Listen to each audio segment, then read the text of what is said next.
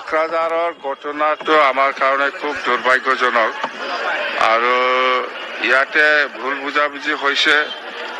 ইয়াত কোনোবা থাৰ্ড পাৰ্টিয়ে সোমাই পেলাই যেটো ৰাজনৈতিকভাৱে এইটো এডভান্টেজ ল'ব বিচাৰিছে বা গণ্ডগোল কৰিব বিচাৰিছে, সেইটো আমি কেতিয়াও এনকাৰেজ নকৰিম।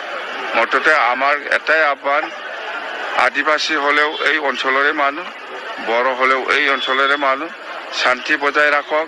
আমি সেইটোৱে আপিল কৰিছোঁ।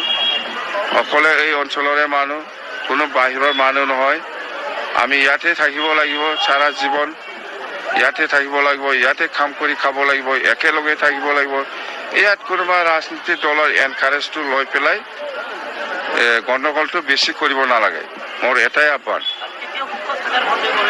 আছে আছে ইয়াত থাৰ্ড পাৰ্টি সোমাইছে, সেইকাৰণে এইবিলাক ঘটনা হৈছে, নহ'লে এনেকুৱা নহ'লে হয়। ঘটনা নাই, ইয়াৰ ব্যৱস্থা লোৱা নোলোৱা প্ৰশাসনৰ হাতত। প্ৰশাসনৰ হাতত, আমাৰ হাতত প্ৰশাসন নাই।